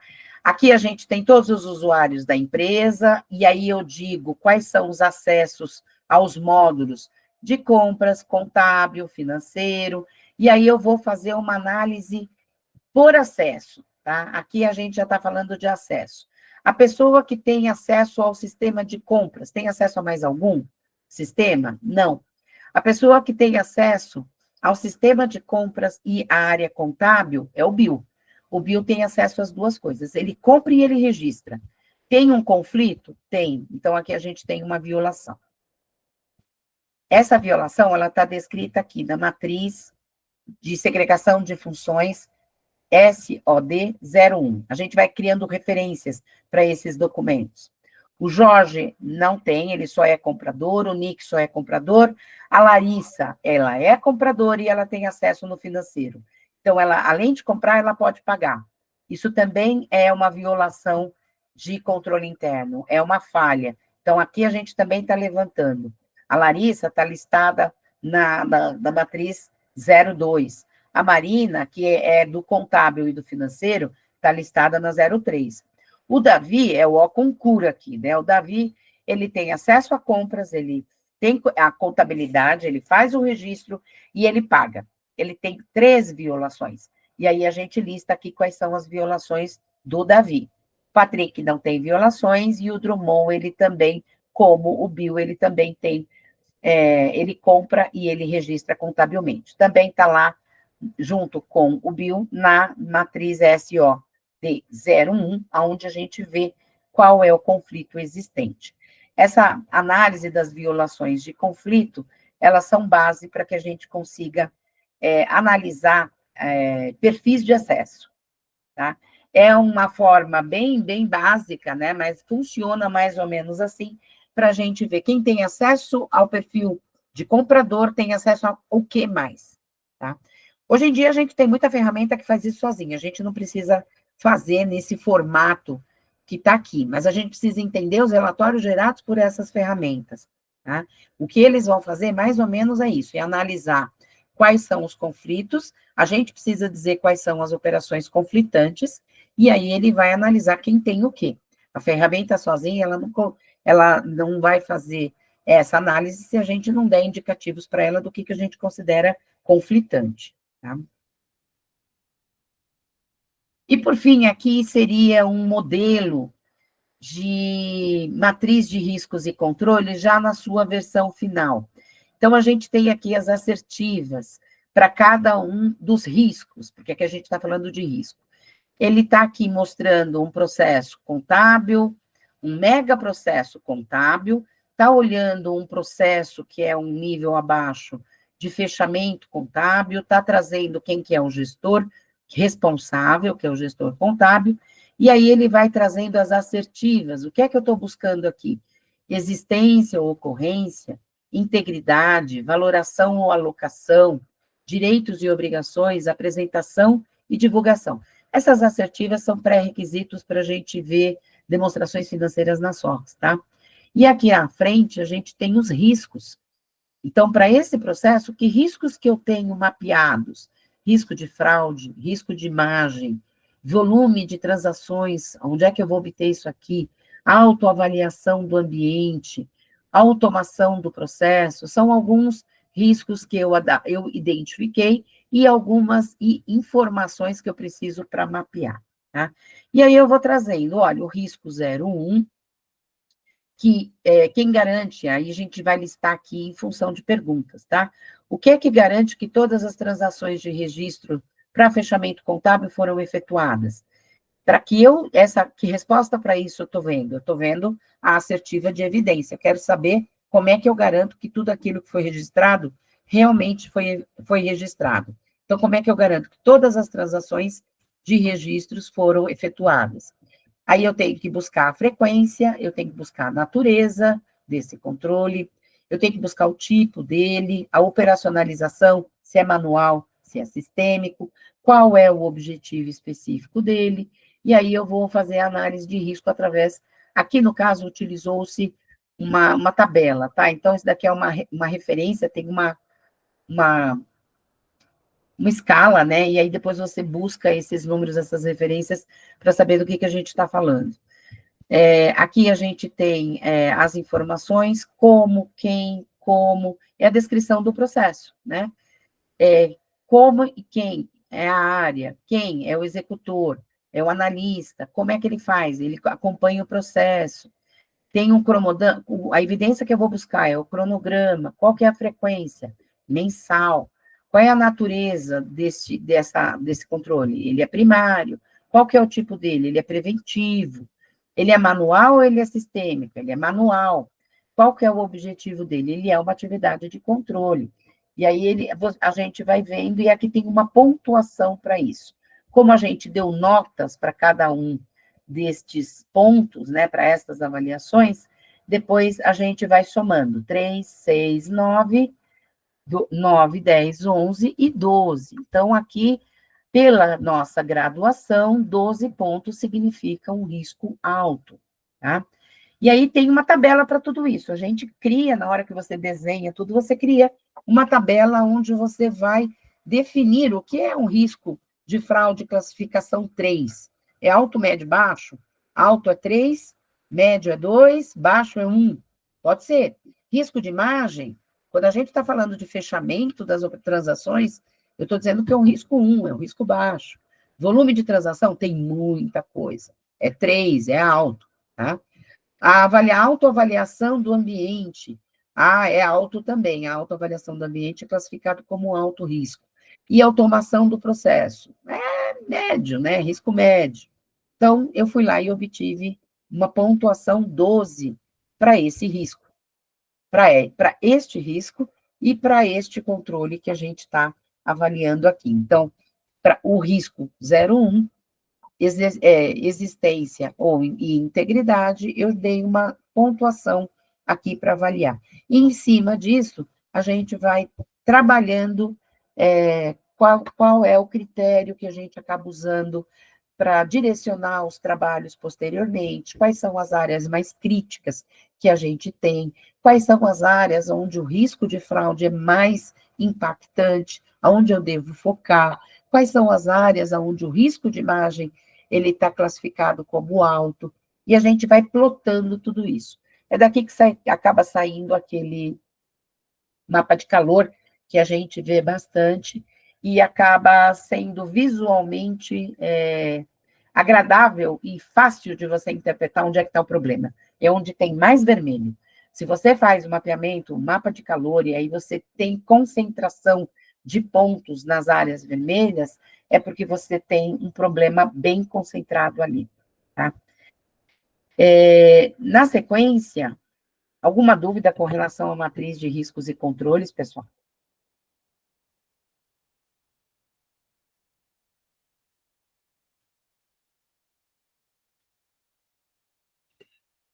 Bom, na sequência, a gente tem que na verdade é um desenho, tá?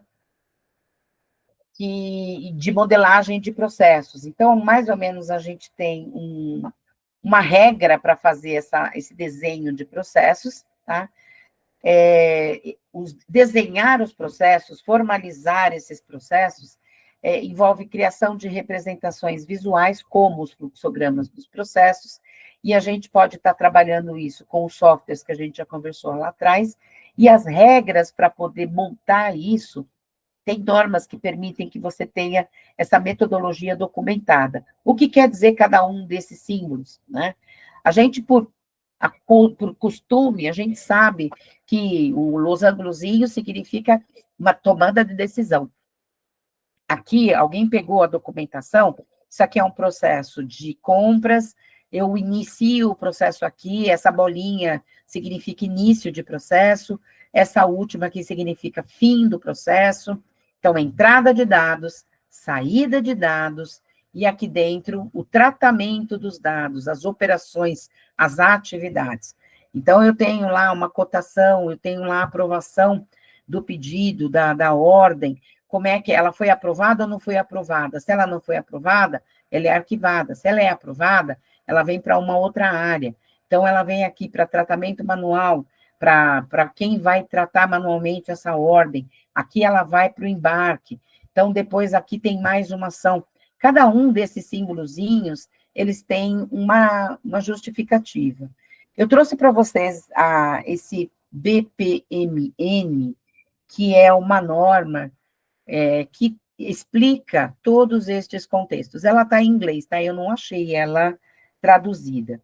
É uma metodologia que a gente usa para fazer esses processos, mas, às vezes, se você já está trabalhando com um aplicativo, um sistema, talvez ele não use essas mesmas metodologias. Mas, para o conhecimento de vocês, depois lá na bibliografia eu coloquei o link desse documento aqui. Ele é de 2011, mas, pelo que eu identifiquei, é a última versão dele.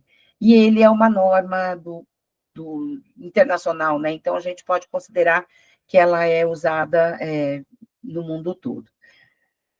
Normalmente, quem cria esses tipos de normas é o pessoal da área de ISO, de qualidade. Ele não é uma norma do sistema ISO, tá? Mas ela é uma norma mais ou menos no mesmo estilo. Então, para vocês terem noção de como fazer, e lá eles têm várias descrições de processos, tá? Legal se vocês quiserem aproveitar. E aí, por fim, com base em todo o levantamento que a gente fez, a gente chega naquela fase final. Levantei os processos, identifiquei os problemas, e aí eu vou fazer o meu relatório. Para fazer meu relatório, eu vou identificar quais são os problemas listados, né? Eu vou fazer eu já vi muita gente chamando de inventário de pontos, tá? Esse inventário de pontos é uma lista de todos os problemas detectados. E aí, as minhas recomendações para que eu possa melhorar o meu processo. Eu vou fazer recomendações para eliminar desperdícios e gargalos. Eu vou fazer recomendações para automação de tarefas, para automatizar tarefas repetitivas e para eliminar tarefas desnecessárias que mais de uma pessoa acaba fazendo. Foco na melhoria contínua dos processos. Eu vou usar isso constantemente com esse objetivo. Eu vou conseguir enxergar melhor algumas coisas dentro do processo que eu posso trabalhar eu sozinha e, às vezes, junto com a área. Às vezes, a própria área enxerga coisas que a gente não tem a habilidade, né? Não tem a perspicácia de enxergar, mas a área enxerga, tá? E aí, uma observação bem importante, gente. Todo esse trabalho, ele é perdido se nós não tivermos uma rotina de atualização dele. Tem que existir uma rotina periódica de atualização de toda a documentação. A auditoria costuma fazer isso toda vez que vai iniciar um novo trabalho. Pega lá todo o mapeamento do processo, revê tudo que está lá para começar um novo trabalho, para planejar um novo trabalho dentro daquela área. Mas é importante, se a gente tiver uma área de gerenciamento de risco, se a gente tiver áreas de controles internos que fazem esse mapeamento de processo constantemente, uma área de compliance que também usa isso, esses mapeamentos dentro dos seus levantamentos de risco, É importante que a gente tenha, entre estas áreas, uma rotina de revisão periódica desses documentos, para que eles não fiquem desatualizados, para que eles não fiquem perdidos, e não tem a mínima graça você voltar. Vamos pensar que você tinha um processo que você está demorando 2 anos para voltar nele. Era um processo de risco médio. E quando você volta nele, você descobre que a última vez que você testou, o mapeamento do processo já tinha 2 anos, você testou, e aí agora você está voltando 2 anos depois, o documento é o mesmo. Não houve nenhuma melhoria no documento, nem implantaram as suas recomendações. Tá? Então, precisa ter essa rotina de atualização dos processos e um compartilhamento de uma documentação única. Tá? A empresa não precisa ter 4 mapeamentos de processo diferentes. O da ISO, o da qualidade, o da GRC, o da auditoria, o de controles internos. Não, quanto menos gente fazendo levantamento de processo, mais tranquilo é para as áreas que respondem, tá? Para elas saberem quem que elas vão ouvir quando alguém estiver fazendo um mapeamento, né? Com quem ela está discutindo, quem está propondo melhorias. Então, ela vai alinhando os trabalhos com essas pessoas, tá? Então, é importante a gente unificar a documentação e a gente trabalhar com revisão contínua. Né? Certo?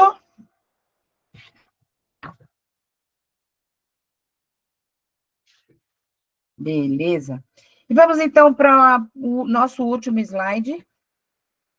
Quais serão os ganhos e benefícios que a gente tem pensando numa conclusão sobre mapeamento de processos, né? A gente vai conseguir identificar e eliminar a sobreposição de controles, quem é que está passando por cima de quem é que pode fazer isso, facilitar e identificar falhas na segregação de funções e ou na delegação de responsabilidades. Esse risco é grande, tem muito conluio, tem muita fraude que acontece por conta de falhas nas concessões e manutenção dos acessos aos sistemas. Identificar pontos para implantação de auditorias de monitoramento contínuo, atividades repetitivas, contínuas, que você consegue definir padrões, significa que você consegue definir regras para que toda vez que você tiver exceções a esses padrões, você seja comunicado. E aí você consegue trabalhar com insights mais direcionados para problema do que fazer auditorias de busca de problemas constantemente. Não que você vai deixar de fazer, mas você pode, entre uma auditoria e outra, ter um processo que está com problema, que alguém está tentando adulterar, né? Ou o próprio sistema tem um problema, né? Algum problema inerente ali que vocês desconheciam e que acaba aparecendo nesses relatórios de monitoramento contínuo. O mapeamento de processo permite identificar riscos e controles que não eram monitorados, que não são monitorados ou que são monitorados por controles ineficazes, prepara a primeira linha para assumir a sua responsabilidade nos processos. O futuro é control self-assessment, certo? Para que a gente consiga criar um ambiente propício para a implantação de control self-assessment, implantação de autoavaliação de controles, a gente precisa ter uma primeira linha muito engajada nos trabalhos. O mapeamento dos processos é importante para nós e é importante para a primeira linha também. Eles precisam conhecer as suas áreas, não apenas aquilo que alguém ensinou para eles, mas essa é uma ferramenta que a área pode usar para buscar suas melhorias também, para melhorar o controle que ela tem sobre esses processos, sobre os riscos que ela tem que gerenciar. Tá? Então, é importante também que a gente crie esse treinamento, essa doutrinação que a gente faz, a palavra não é legal, mas, na verdade, é isso que a gente acaba fazendo. Olha, isso aqui é legal, eu vou dizer toda vez para a pessoa, eu uso, é legal, é eficiente, e aí a gente consegue fazer esse aculturamento de gestão de risco na primeira linha de defesa, para que ele assuma a sua responsabilidade sobre os processos, sobre os controles, sobre a gestão dos riscos, tá?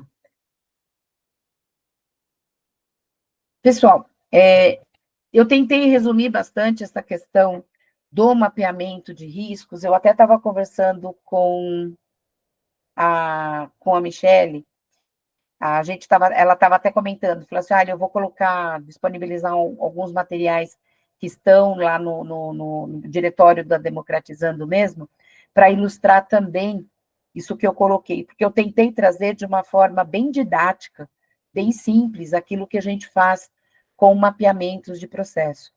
Queria ouvir de vocês. Hoje, eu terminei antes do tempo, hein, gente? Hoje eu me comportei. Queria ouvir esse tempinho que a gente tem aqui, vocês não perguntaram nada, então queria ouvir comentários de vocês sobre esse processo de mapeamento, como é que vocês veem, qual a opinião de vocês sobre ele, o que vocês acham que pode melhorar, e a questão das ferramentas, as que vocês usam, que vocês indicam. Vamos conversar um pouquinho nesse tempinho que nos resta?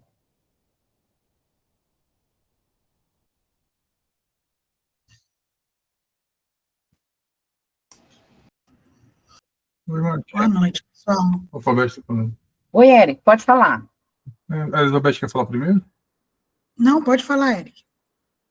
Eu ia comentar um pouco de trabalhos que eu faço, né? Eu geralmente, quando eu começo a auditoria, acho que o primeiro trabalho real que eu executo é fazer um brainstorming de processo para que a gente tenha um alinhamento de todo mundo, até para todo mundo colocar a experiência que tem, o que já fez, qual tipo de trabalho. Da equipe. Isso na equipe de auditoria, isso. Antes da gente começar a entrevista e tudo mais, para justamente trocar ideia, o que já foi feito, o que você já conhece aquele processo, porque, eventualmente, tem pessoas na equipe que conhecem mais o processo, conhecem menos, e a gente consegue dar uma equalizada e até trazer ideias. E aí, para mapeamento hoje, eu uso o Visage na versão gratuita, que é uma ferramenta que eu gosto bastante, né? Tem gente que não gosta, eu gosto, eu sou um que gosta. E a gente faz hoje o desenho do walkthrough dentro do Visage, e dentro dele mesmo a gente já vai colocando as imagens, quando a gente coleta as imagens, já descreve a atividade, coloca o responsável, e depois, quando finaliza esse desenho do fluxo, a gente vai lá e converte ele, a gente gera um arquivo .doc e já vira um procedimento. Então, a gente acaba facilitando a documentação. Quando não existe a documentação, a gente facilita para ter essa documentação.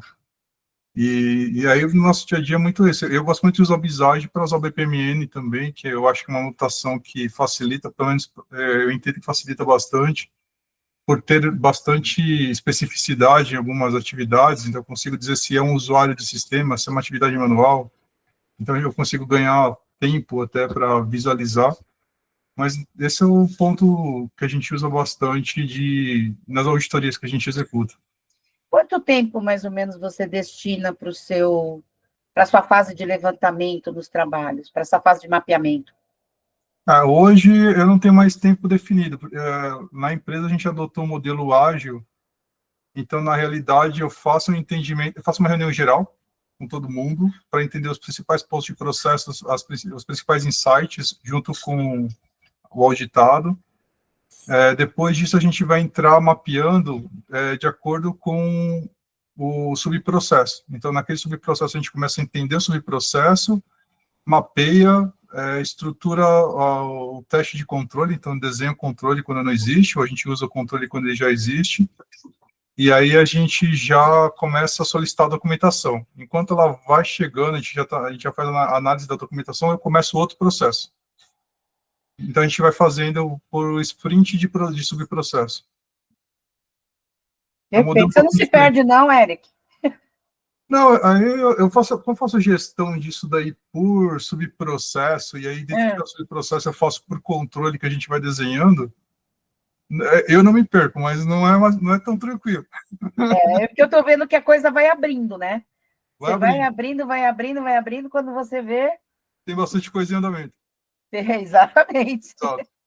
Aí realmente não dá para colocar no planejamento anual aquela coisa quadradinha, né? 3 semanas para uma coisa, para um processo, 2 semanas para o outro.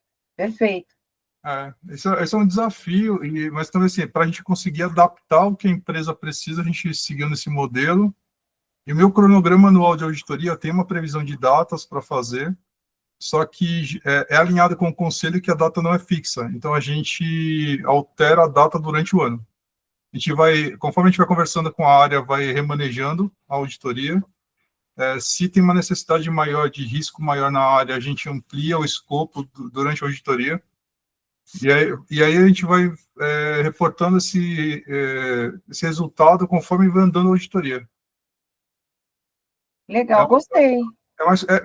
É mais complexo, mas a gente consegue atender a demanda que o conselho tem do tipo, eles querem entendendo o que vai acontecendo, conforme eles entendem o que acontece, falam assim, quero que olhe mais isso, então a gente vai e amplia a visão. Você está trazendo uma visão deles se envolverem. Exato. No trabalho, e isso é difícil de você obter. Como você colocou eles no meio do processo, você faz os reportes semanais, os sprints? Eu faço com a área auditada semanal e hoje o presidente do conselho, que acompanha de perto a nossa atividade, que também é um dos donos, então ele pede uma reunião mensal. Então, mensalmente eu vou reportando, e se tiver alguma coisa urgente, ele pede para eu reportar na hora. Perfeito. E a gente já começa a andar com esse processo. Legal, é muito em minha, né? A dificuldade que eu tenho é justamente por interferência demais no conselho. Ele estende demais. Exato. Eu quero que era isso, quero que era aquilo. Não, que isso. Aí você tem que ficar administrando politicamente, né? Beleza. Perfeito. Elizabeth, quer comentar? Aqui a gente usa muito, né, no mapeamento de processo, que eu acho que é uma das partes principais, né, que faz parte do planejamento do trabalho de auditoria, a gente usa muito a técnica do 5W2H, até para poder, são as perguntas, você tem que entender todas essas perguntas para você mapear o seu processo, senão fica uma perna pendente. Se você não souber isso... Os sacis ficam todos correndo pelos papéis de trabalho, certo, Elizabeth? Fica. Né? E o Visage é bem legal, já usei. Quando eu fazia a auditoria, né, eu mapeava com o Visage. Eu fazia igual a você, eu fazia o descritivo e depois eu fazia para o fluxo, ficava mais visual. Né? E uma coisa assim, eu sempre escrevi o óbvio, que para mim era óbvio, mas para um leitor fora do trabalho, que fosse reler o meu papel de trabalho, o óbvio tinha que estar escrito, porque para ele não poderia não ser óbvio.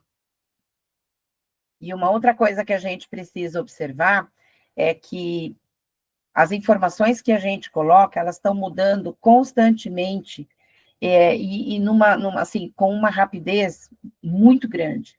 Então, mesmo para nós, é muito difícil você lembrar do que você levantou anteriormente. Então, o óbvio precisa estar lá assim, para que você olhe para ele da próxima vez que você for revisar o papel e você saiba que ele teve uma mudança, que ele não é mais aquilo, porque às vezes a gente esquece, a gente está vendo 300 processos, um atrás do outro, já pensou essa loucura do Eric, ele vai tocando 4, 5 processos ao mesmo tempo, um atrás do outro. Se você mistura tudo, haja discernimento cerebral para você não misturar as informações. Né? E isso é bem difícil quando você conhece bem o processo. Né? Quanto mais você conhece o processo, menos você tende a não escrever o óbvio. Isso. Né? Então, tem que ter esse cuidado. Você subentende.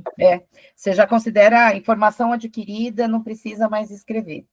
Mas isso é importante para um outro leitor, que não é você. Tem uma outra coisa que a gente precisa observar, que é a rotatividade do auditor que faz esse trabalho. É importante que a gente tenha dentro da nossa equipe essa rotatividade para que a gente possa treinar todos os auditores em todos os processos. Eu acho legal isso. Tá bom. Obrigada, Elizabeth.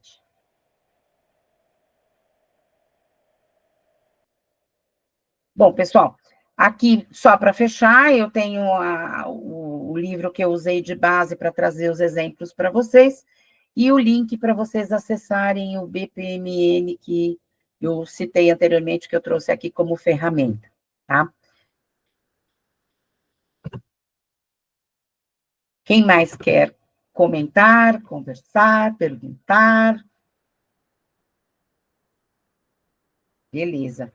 Seguindo as instruções do nosso guru, vamos tirar a foto. Vocês podem abrir a nossa câmera. Eu gostaria de tirar a última foto com vocês hoje, porque das próximas eu vou ser aluna.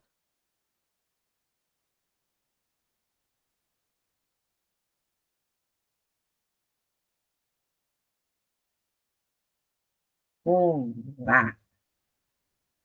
Elizabeth hoje não vai nos honrar com a sua imagem hoje, Elizabeth? Não está abrindo a minha câmera. Estou Ok, clicando aqui. Elizabeth, abra esta câmera.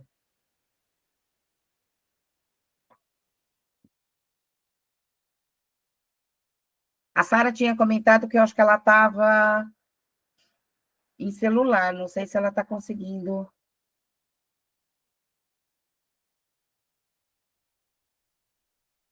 Não estou conseguindo abrir a câmera mesmo. Está dando algum problema aqui.